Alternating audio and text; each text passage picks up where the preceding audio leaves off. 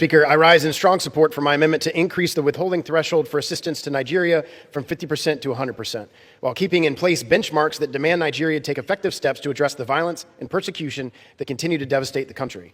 Nigeria has faced a horrific wave of violence that its corrupt government has failed to address. For years, and especially in recent months, Christians and other religious minorities in Nigeria have been subjected to violence and terrorism at the hands of extremists operating with impunity. Christian women and girls continue to be abducted, assaulted, tortured, and killed. Their churches are burned, and entire communities are erased. If the aid conditions included in the bill are important enough to withhold half of all the funding to the Nigerian government, then they are important enough to withhold all of the funding. The generosity of our taxpayers is a reflection of the American values we hold so firmly.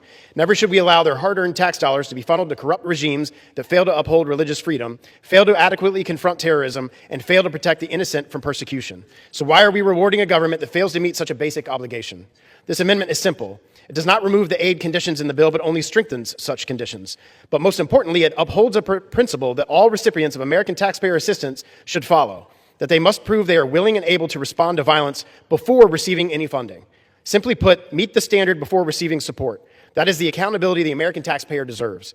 Foreign aid should never be a reward for failure. So as our national debt is fast approaching $40 trillion, why on earth are we still allowing ourselves to go further into debt by rewarding corrupt foreign governments that tolerate terrorism within their borders? When churches are burned, women and girls are abducted, and terrorists operate with near impunity, that is not merely an internal disturbance, it is a direct assault on the freedoms our nation claims to defend, which our foreign assistance must reflect and uphold. This is not about punishing the Nigerian people. It is about demanding accountability for their government's complacency and ensuring that our foreign aid is leveraged to defend, reflect, and uphold American values. Even the underlying bill recognizes the Nigerian government's failure to meet the standard, yet it still allows for half of the funding to be released anyways. My amendment withholds all funds until they meet basic standards.